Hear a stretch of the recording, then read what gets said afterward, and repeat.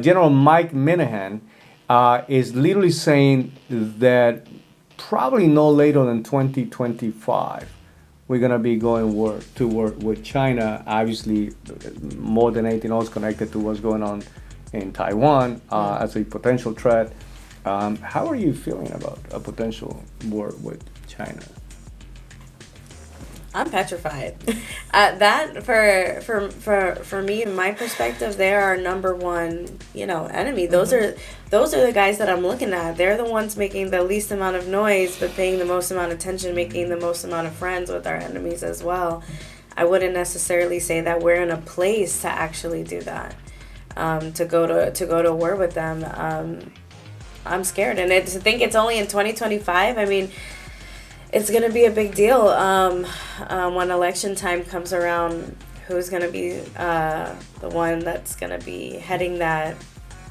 It's What do you think about it? You only get a couple of years to live it up a little bit. Oh yeah, absolutely. The rest of our 20s, we're dedicating it to something completely different. No, but no, seriously, that is really scary because where China's headed in the direction that they're going in. It is something to be concerned about, like 1,000%. I would be scared, and only 2025. I mean, to be honest, people are just trying to get their shit together in 2023. Much less we're ready as a country to go to war with China. I really don't. I don't foresee great things with that. Yeah, I mean, they do have the fact that like TikTok is.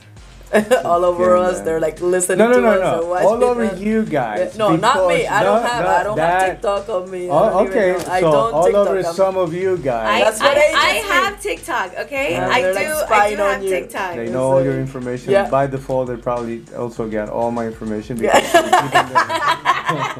That's horrible. Oh no. That's horrible. No, but so like that is because I wonder, like for real, how much intel they have on us that we have no idea that they do have. So that's one. Right. Two, looking at the state of the economy right now. I always go for the money because that's the number one thing. At the end of the day, how are we gonna pay for yet another war? Right. With all of the things that are happening, all of these things that we're funding in addition to taxes, the way that it's going to happen, how we're recruiting into our military, how our military is kind of looking. So you're looking at all of those different things, and it is scary. Respect to our military out there, and the men and women that decide to put themselves in the line to protect us. I'm concerned for that.